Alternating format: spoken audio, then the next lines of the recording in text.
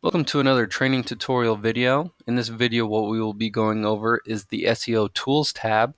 If you've already watched our Google Analytics tutorial, you know how to get there, but we'll be going over the different options under that tab so you can know how to use everything in there.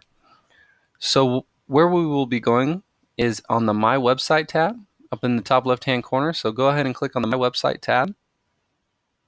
Once you've clicked on that, a couple options down on the left-hand side, you will see SEO Tools. Go ahead and click on that. And then you'll see all the options in the middle. The top right, the site verification, that is explained in our Google Analytics video. So we won't be going over that in this video because we've already covered it. But if you haven't seen that video, go ahead and check it out. It has some very useful things to get you started and get your site verified with Google. So what we'll do is we'll just start with the first tab, Meta Information. You can click here on the left, or you can just click Manage right here. What this will do is this will bring up all of your pages on your site, and it will tell you the page type right here. So category pages are right here listed, and they already have some meta information done. So it'll display the meta title, the meta keywords, and the meta description. If you don't know much about meta information, it's information that helps you get ranked by Google, helps them recognize who you are and what you're selling, and puts you in the right place so when people are searching in Google, they can find out who you are. And to read a little bit more about it, we do have this little blue question mark that tells you a little bit more about it. So it'll give you a brief description of what it is, how much content should be included, and that has that for the keywords, the title, and the description. So now on to actually editing those. Once you get the information that you want, the keywords, the information, you can go ahead and edit those. Right here is the search/filters is where you can search specific pages. Let's say you only wanted to change products on this specific day. So what I'm going to do is select products and hit search filter. In this search filter, when you scroll down, you'll now see I only have products listed for meta titles and keywords to be added. So some of these I don't currently have any done, but you may already have some done. So you can click the ones you want to get done. We'll just click the top 4. And then what you're going to do is you're going to click Add Selected to the queue. When you do that, it'll ask you if you're sure. You will. So you don't necessarily have to change those right now, but you've just added them up to your meta queue.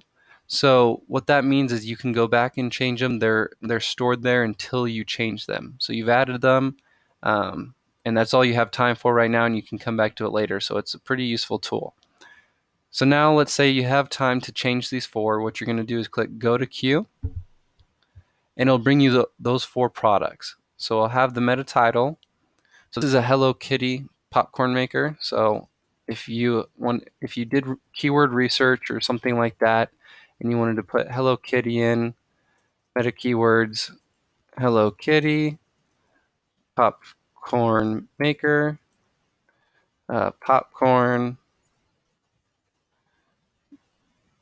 cheap popcorn maker. So let's say we just researched those keywords and put those in for our keywords, and then we can write a description about the color, the size, things that will be beneficial to the client and make them want to entice them to purchase your product. So this also helps Google because they'll recognize these words. And so when people search Hello Kitty popcorn maker, it'll bring you up in Google because Google will read that you have a Hello Kitty popcorn maker, and so maybe someone can purchase your product. So you can do it for all these. Once you are done, you'll just hit save, and it'll hit saved, and that product will be removed. So now you have 3 left. So once you add it, it'll go back into the list of other products and categories, and so you can keep narrowing down your list. So that is pretty much the gist of meta information. You can add it to the queue, you can add the keywords, add the title, add the meta description.